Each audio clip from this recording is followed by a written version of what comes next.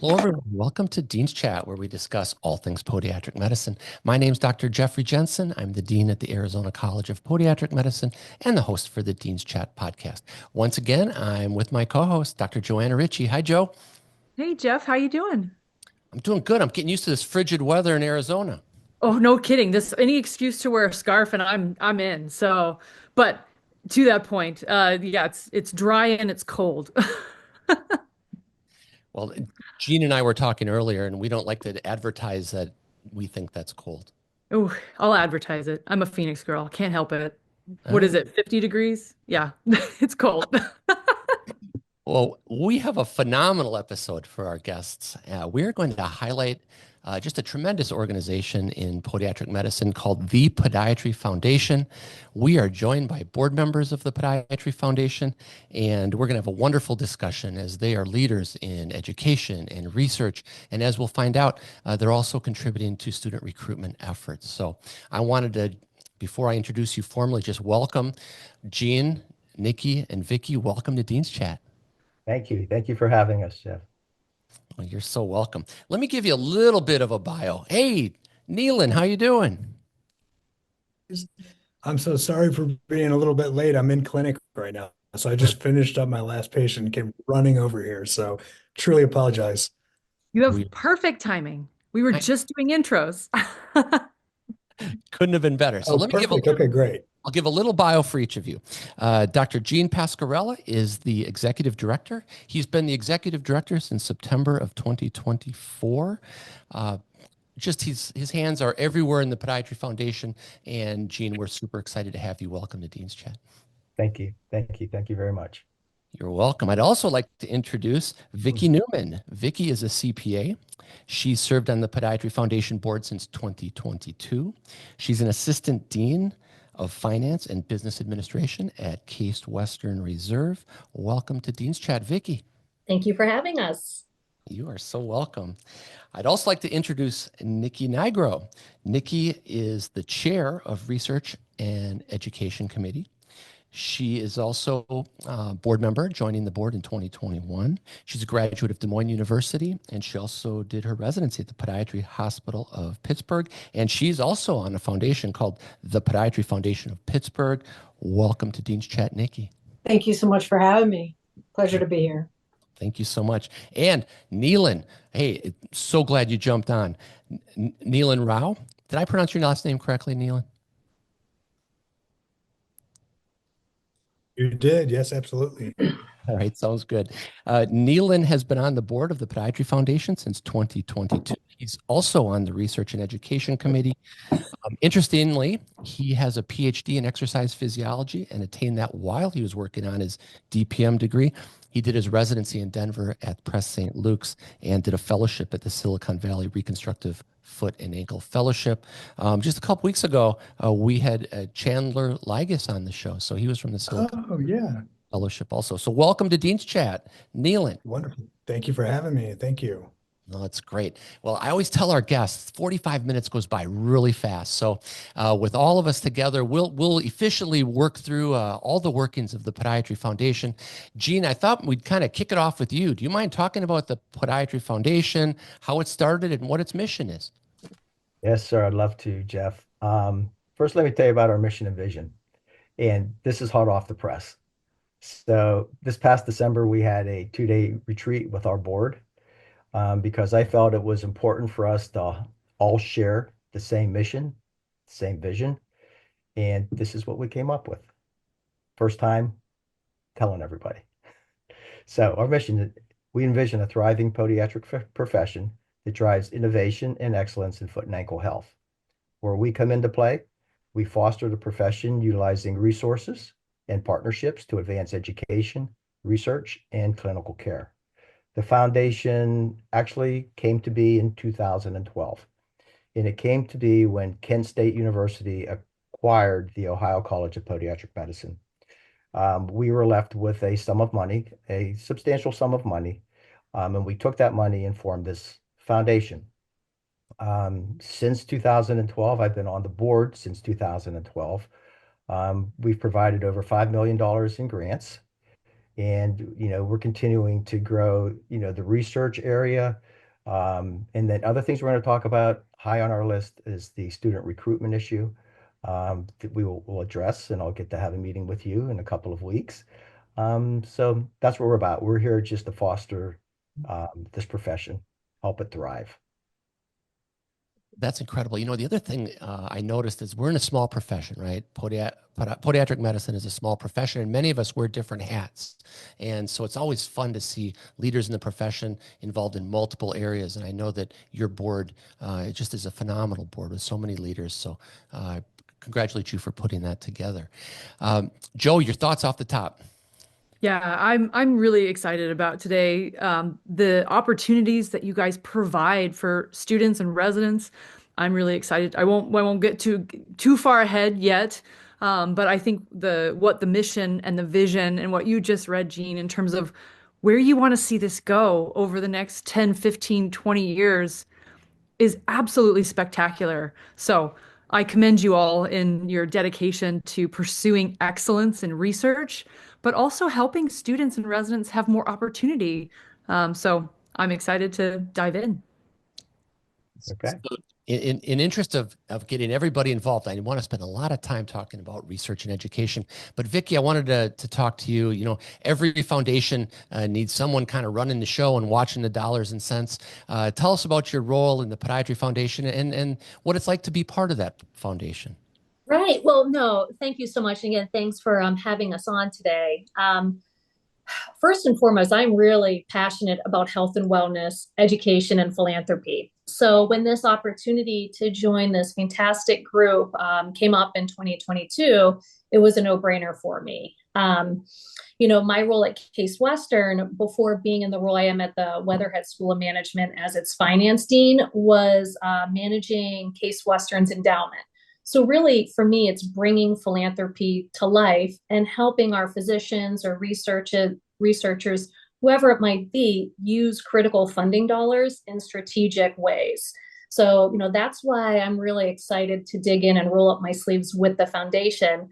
It's a fantastic profession, and you guys are doing a lot of good for patients and society out there. And personally, I've been a frequent flyer for foot and ankle health since I was 17, 18. So I have a, personal, feel very strongly conviction about what you all are doing for health and wellness in the community in terms of prevention, health, and really, it all starts from the feet up, right? And just helping people feel their best selves. So, and philanthropy is a critical key to that in funding research, education, and special projects. So, again, really passionate about it and really hope to deploy our dollars in meaningful areas to help your field. Fantastic. Thank you so much. Well, let's kind of dive into research and education.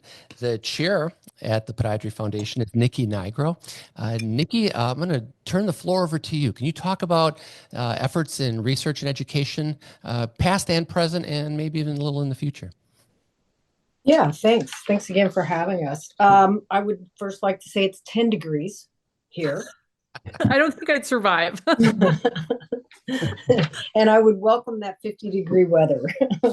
So Come on out. Exactly. So I joined the board in late 2021. So this is somewhat of a new project for me, but it's kind of a pet project. And I am very thankful that I was asked to be on this board and very excited moving forward with our new changes in leadership. And I feel like we can make a very vast difference in the research world of podiatry. We are open to providing grants, both educational and research, for nonprofit organizations that would want to apply to us. We have funded, prior to me coming on to the board, and since 2012, educational grants have totaled almost, we say 800,000. No, I'm sorry, 5 million. 500 million in educational grants and almost 800,000 in research grants. So we've done some pretty significant work in the past, certainly looking forward to doing some more. We have funded projects that involve surgery and non-surgical projects as well. We have funded anatomy projects, looking at dissection, which have been interesting. And we're just looking forward to having some more projects to get on. I think our educational grants that we have done have been above board and very exciting. In New York College, we were able to help them with an anatomage table, which is a really neat tool for dissection and anatomy, and they call it a game changer out there. We funded some other programs with 3D printers. We're working on some advanced virtual reality programs, so we have a lot of good work out there. Oh, that's fantastic. And you know, many of you watch out, you're going to start getting a whole lot of research requests now. That's okay. That's we great. welcome it. We welcome it. That's fantastic. Well, Neelan, what's it been like for you being on the board and your involvement with the Podiatry Foundation, and what do you see currently and in its future that benefits our profession? It has been absolutely incredible for me to being on the board here. So for my story is kind of, it's an interesting one. I actually, when I was a student at Kent State, I had applied for a grant to set up a medical mission trip in order to go to Nicaragua and help some of the underserved population.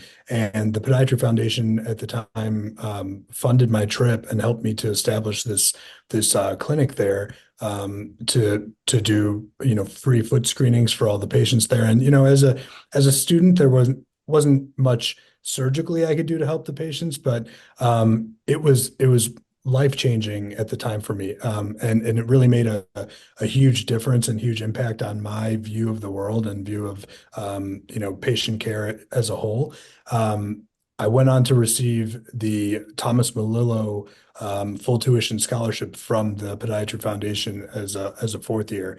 And that also completely changed my life. I mean, you're talking about a scholarship of that magnitude that really helped me at a time when you know I was very, very financially strapped, and my family, you know, it impacted myself and my family significantly. So for me personally, my whole goal, one of my major life and career goals, was to someday be on a board like this, to be able to give back to other students and give back to the profession.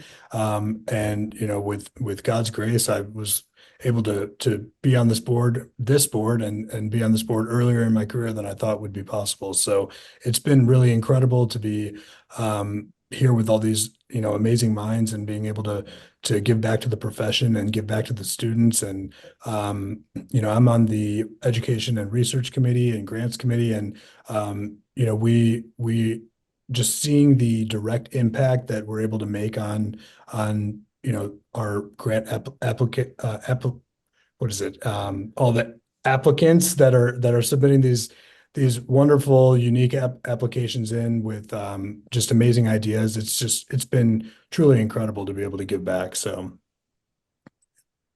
I'm very excited about it. That's fabulous. Kind of to share with the audience, Dr. Tom Melillo, who was named the scholarship you received. He was a mentor to me when I was a new dean back in 2010. Dr. Melillo really kind of showed me some of the ropes, and as a small world would have it, his daughter Jana Kraleski is faculty at the Arizona College of Podiatry. Oh wow! Yeah, it's just a small world out there. Joe, your thoughts on some of these research opportunities? Because with our student-initiated research, it's right up our alley. Yeah, and Neelan, I really appreciated what you said about having the opportunity to be a recipient, but now also being able to be on the other side of things. And so what I would love for you to share with our audience, because again, a lot of students are really interested, and even prospective students, which as we start moving into student recruitment, this is helpful for them to know that there are opportunities like this. So you had this idea about starting this medical mission program. Could you maybe walk through a little bit of kind of what that started, like what did that start with, and how did you go through that process of, hey, I have this idea, and then how did you execute on it? Because we have students come in with these amazing ideas, and you know, there's so many things on their plate that it's easy for some things like, hey, I've got this great idea, and you start to lose steam, you don't have the funding, and it's like the thing that falls to the bottom. Yeah. So can you talk a little bit about your experience? Absolutely. For me personally, you know, I felt like when I was in school and surrounded by, you know, all of that just amazing brain waves 24/7. I felt like I had a new idea every 5 minutes, and I wanted everything to come to fruition. And so, it for me personally, I had to really write things down and organize what my top priorities were. I was very involved in school as student body president and trying to be involved. I wanted to be involved in every club possible. And so for me, I really had to take any ideas I had and kind of iron out the ones that were most important and then move forward with those. And the number one thing that I realize is that our profession is just full of so many amazing opportunities and so many opportunities to innovate and come up with your own ideas and make things your own. And so for me, the process kind of involved identifying what I wanted to do, which for me was that medical mission trip, and then looking to see if there were any other mission trips currently out there that served the purpose that I wanted to serve and went to the areas that I wanted to go. And then when I found that there was nothing for students at the time, I decided to kind of take it into my own hands to try to create one. And so just looking for other organizations that we could possibly piggyback onto, and ended up finding a great organization that was looking for other medical students that would be interested in serving. And so what I ended up doing was just contacting them and finding out whether there was any way we could go on their regular mission trip, but then branch out and form a foot and ankle clinic in order to see patients. And they were thrilled about that idea. From that point on, it came down to really funding and being able to afford the trip, which at the time, I just could not do on my own. And so going to pretty much evaluating what resources were available, and realizing that the Podiatry Foundation was there to support education and research and other great ideas. So at the time, I applied for a grant with the foundation and was blessed and lucky enough to receive that. So I think the best advice for any students or residents that are coming up with any ideas or have anything in mind is that first of all, just the potential is limitless. Whatever you have in mind is not silly or stupid. You can make it happen. And there's resources out there, and we're one of those organizations, especially with research, that we're looking to give back to the students and to the profession. So I love that. And maybe this is we can pass the ball to Jean or Nikki or Vicky about, so a student has an idea, they want to apply for a grant. What does that process look like? So the process starts at the website, the Podiatry Foundation. So there's an application that you would fill out. It starts off with like a letter of intent. You tell us about the project, and then once we approve that, like if we like the idea, then sometimes we'll get back with them and help them think through some different ideas. Then they would go into the full application process where they have to provide all the details of the research project that they're applying for. And then we try to get back in short order. I can tell you that we are working to streamline that process, even to make it easier and quicker. And it goes to the research committee that Nikki chairs, and we meet probably once a month at this point, and we talk about it and approve the grant. And when that happens, we notify them. We ask them for a funding timeline, like your project's going to take a year. At what point, we set up benchmarks throughout that year that they would need to achieve, and then they get their funding. And then we ask that hopefully something that'll be publicized somewhere, right? So it's not a difficult process. You just need the idea, and we'll actually help you through it. And are there any specific criteria that, like they're wanting to use it for CME or research or travel for something like a medical mission trip? Are there specific criteria that they should be aware of? Well, for most research projects, it would have to be another nonprofit, like a hospital or residency program or something of that nature. So it would have to be a 501c3.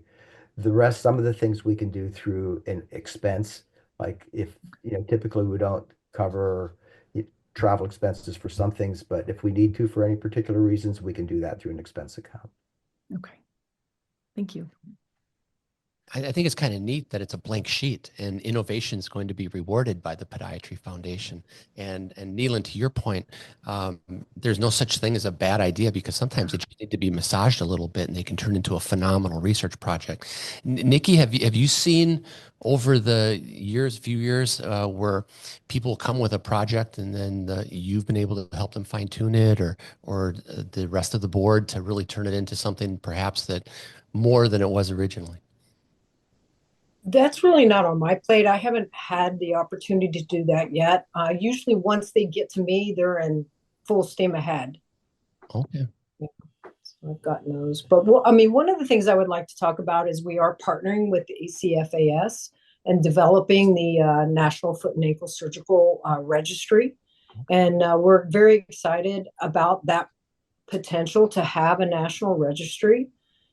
They had a soft launch, and I think at the ACFAS seminar in March, we'll be doing a full-on announcement of this and gathering other physicians across the country to jump on board with it.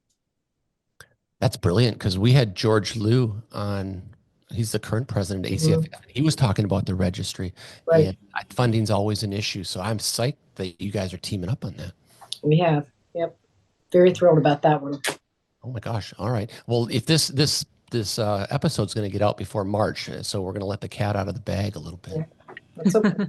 All right. Sounds good. So I have personal experience with the Podiatry Foundation. And Gene, you'll recall about 1.5 years ago, we all got together at the clam bake and we talked about student recruitment challenges. And you were so kind, your staff was so kind. I just want everybody to know that the Podiatry Foundation is there to help you go through the application process. And at the time, we were kicking off our student recruitment effort called Feet on the Street. And the Podiatry Foundation was willing to put in $50,000 towards that effort, where all the colleges were each reaching out to 20 undergraduate institutions per year and doing a workshop, doing a talk, doing a suture workshop, and then bringing in a local doctor to be the mentor or shadowing doctor, if you will, in that geographical location. So Gene, I'm going to be sending all of you a quarterly update here in the next week or so, but that's just been a phenomenal effort to get students into shadowing opportunities that they wouldn't have had before. And some of the colleges we go to, they say, oh yeah, we've got shadowing. We have a whole software package for shadowing for DOs and MDs, and now we're getting the DPMs added to that. And without funding such as that, provided by the Podiatry Foundation, those opportunities wouldn't be there. So thank you very much. Any thoughts on that, Gene? Well, one thing you mentioned, the shadowing program, and by the way, thank you. You did a great presentation to our board and well deserving of the money. And student recruitment is probably the highest priority for the foundation to be looking at right now. But tell me if I'm wrong. I read a statistic that if a student shadows a podiatrist, there's an 80% chance they're applying to a podiatry school. I don't know if I have that exact percentage. But it's high, right? It is high, and I will tell you that if they have to shadow the right docs too, right? They got to go into a practice where they're showing what the potential for our profession is. And I will tell you that there's no reason for a student who knows nothing about podiatry to make an application to the colleges if they don't know what a podiatrist does. So you're absolutely right. I mean, that shadowing opportunity is oftentimes the domino that pushes them to apply to one of the colleges. Right.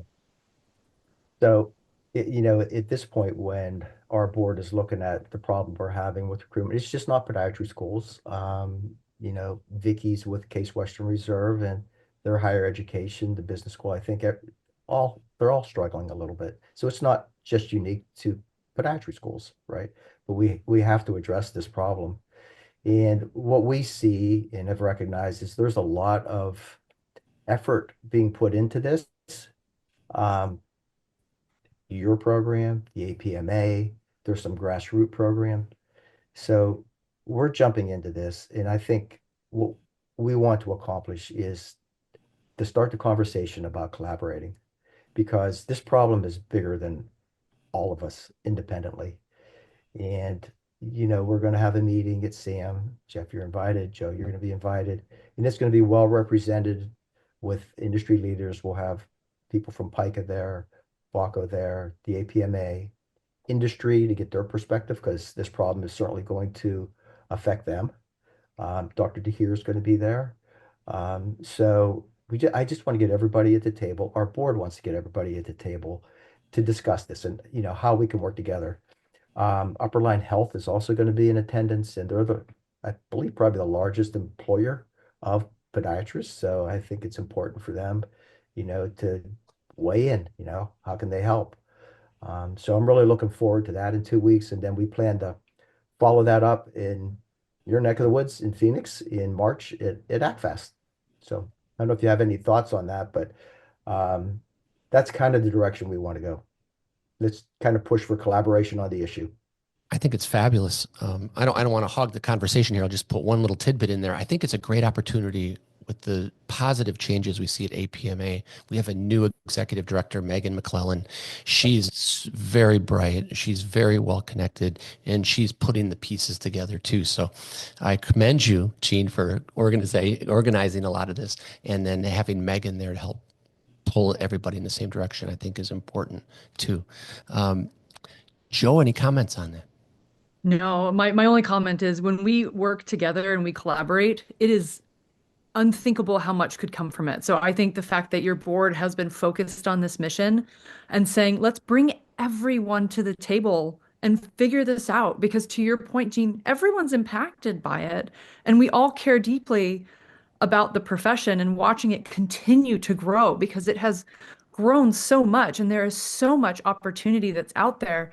And to have it dwindle away would really just be devastating to the community at large.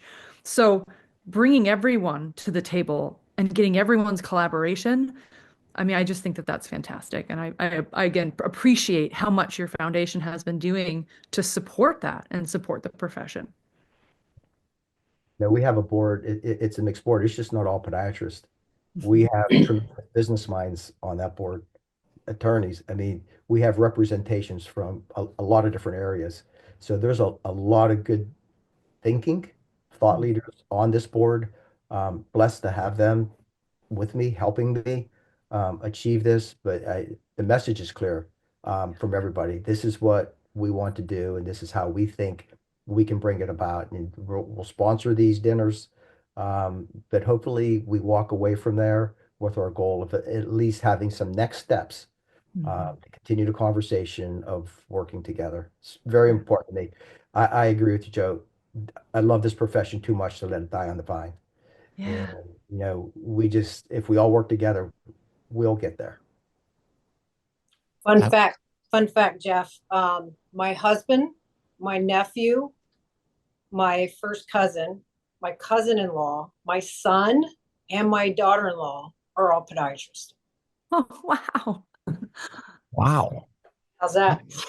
That's like a legacy platinum. Explosion. Yeah. So my son and his wife are fellows right now. They're both in a fellowship, one at WVU and one with Dr. Shannon Rush out in San Francisco. Oh my gosh, that's unbelievable.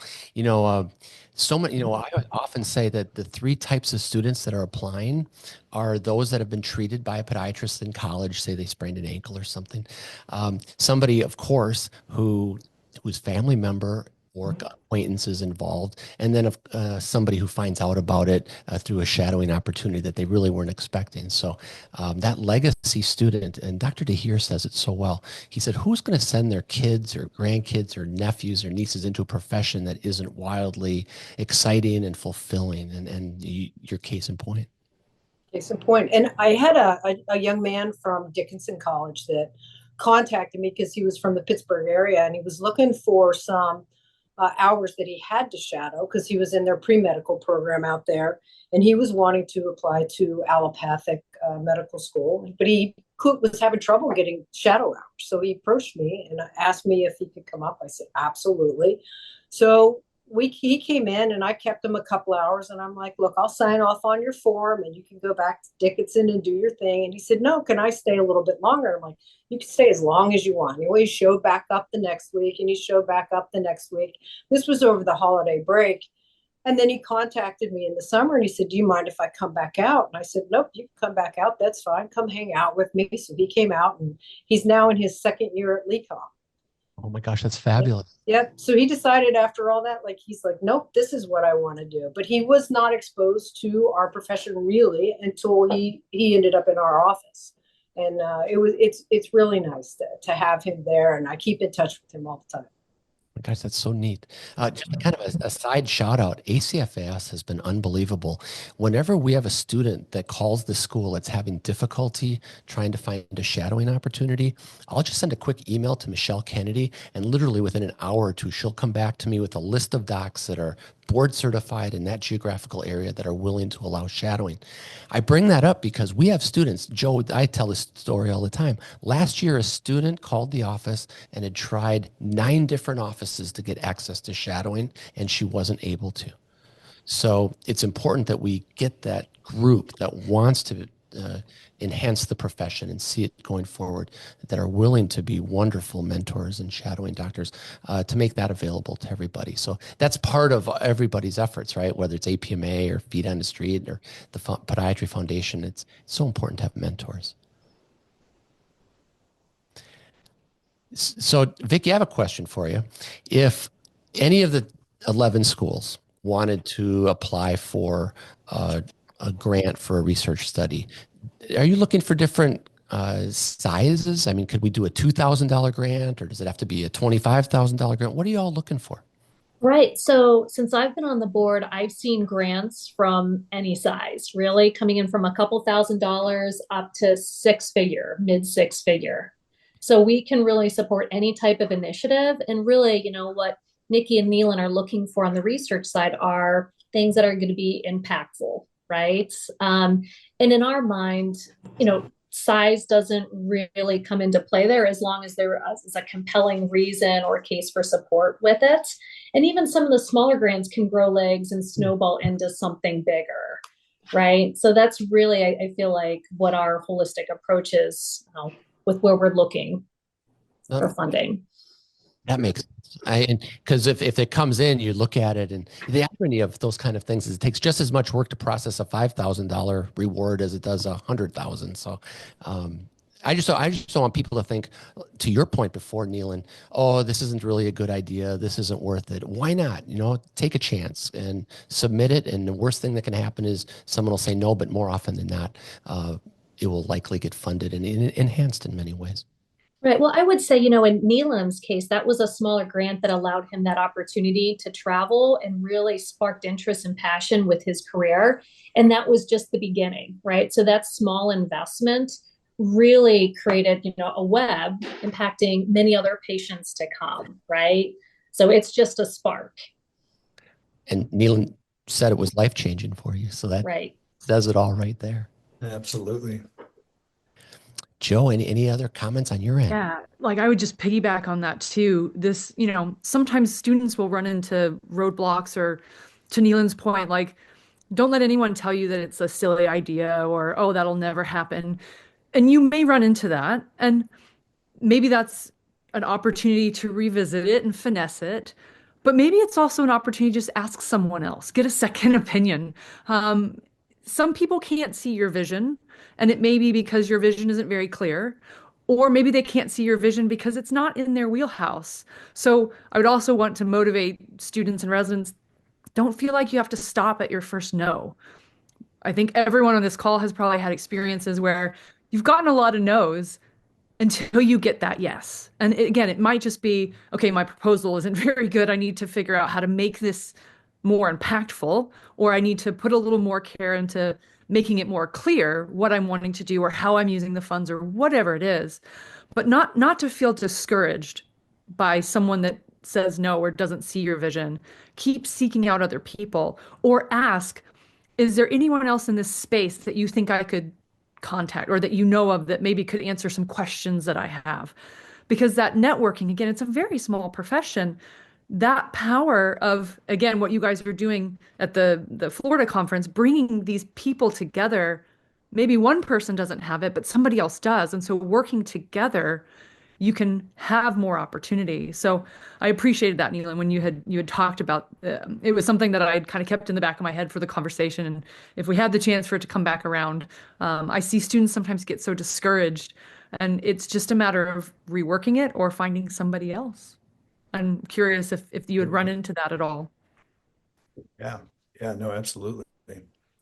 You know what, one thing to kind of piggybacking off your point too is, we as an organization are a pretty politically neutral organization that we kind of come in contact with and work with everybody. And so we get grant requests from all types of different people, and we can sometimes put some of those connections together and help people kind of build on their own ideas. So I don't think anyone should ever feel like they can't apply for something that they have in mind. So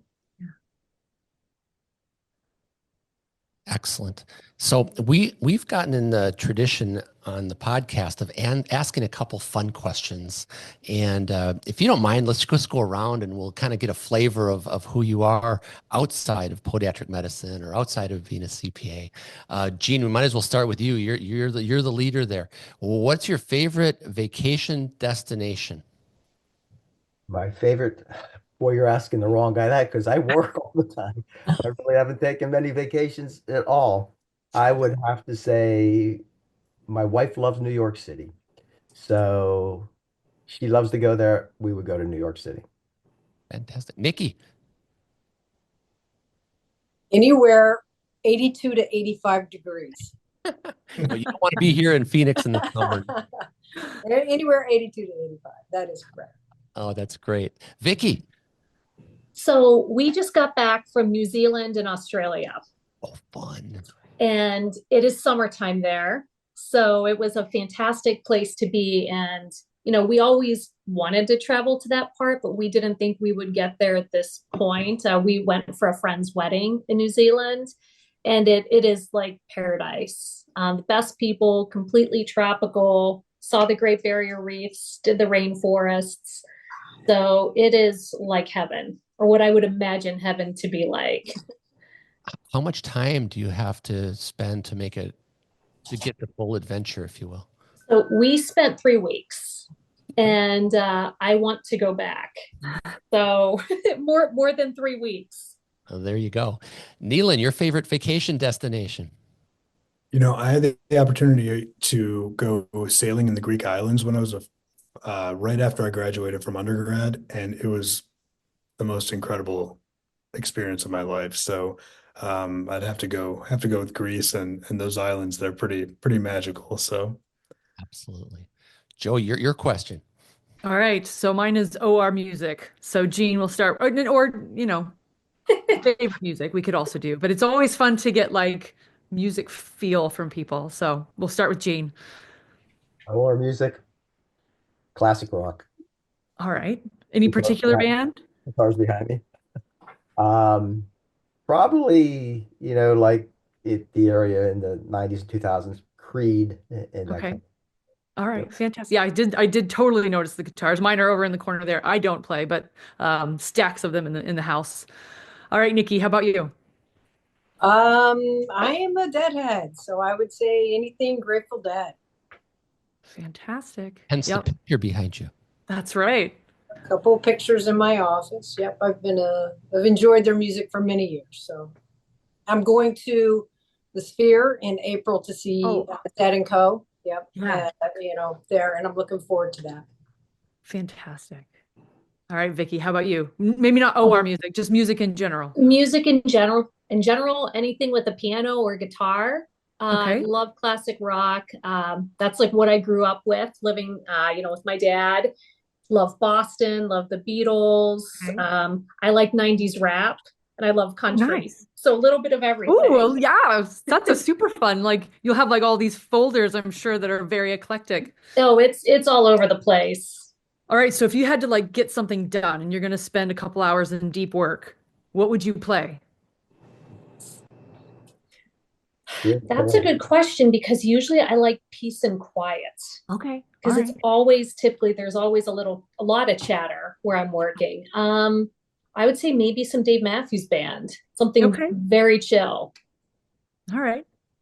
All right, Neelan, how about you? So I used to like my OR to feel like a dance club, like literally EDM, Yeah. rap, that's what it was at first when I first started practicing. But I just moved down to Austin about 2 years ago, and so I've been listening to some country in the OR just to keep everybody happy, and I like it now too. So it's All right. good feel good music. Yeah. Fantastic. How about you both? Yeah. Go ahead, Joe. Want to You go go. first? Okay, I'll go. So I'm probably more of an indie rock girl. And I was not a country at all. But folk rock indie has slowly I could warm to maybe some country, but I'm still sticking to my folk rock is as close to country or very old school country, Patsy Cline style. I could maybe do something along that vein. But indie rock, probably 2009 to 2012 era. So that's probably my Where are you going on vacation to listen to your tunes? oh. Oh man, I don't know. I'm a big fan of Hawaii. If I could go, but to Vicky's point, we were watching the Australian Open right now, and we keep talking about Australia and then Tokyo. I'd love to go to Tokyo. So those are probably my big three right now. Take the trip. Yeah. How about Whenever you, Jeff? I'll go to Italy. I'll do the Rome, Florence, Venice trip. Yeah. That. And then for music, I like things like Steve Miller Band, Eagles, kind of Linda Ronstadt, all mellow stuff. I used to study because I didn't like silence, but I used to put on like Kenny G and stuff just in the background, really soft. So Yeah. anyway, that's a good little story for all of us. Fantastic. Gene, we're going to give you the last word on the Podiatry Foundation. What do you want our profession to know about the Podiatry Foundation? Oh, I'll tell you. If you have an idea for a research project, send it to us. Honestly, our profession needs scholarly activity. We see the majority of foot and ankle patients, but we're not producing as much research and scholarly activity as others. So we welcome that. We want that. If you have an idea, please reach out to us. That would be my message. Amen. That's fabulous. We always tell our students, if you do research, you get put in a different pile for residency pursuits. So we do want to reward scholarly activity and innovative thought. So hats off to the Podiatry Foundation. I just wanted to thank all of you for taking time out of your busy schedules to join us on Dean's Chat. And Joe and I are going to send each of you one of these Dean's Chat mugs because, All right. Gene, if you're working all the time, you got to have some caffeine, right? All right, oh, there you go. There you go. Sounds good. All right. Well, thank you again. And to all of our listeners out there, if you are listening on Apple or Spotify, please give us a 5-star rating, or even better, leave a few comments. And if you're watching on YouTube, by all means, become a subscriber. Until we meet again next week, everybody, we'll continue to try to bring you the best of podiatric medicine like the Podiatry Foundation. Cheers, everybody.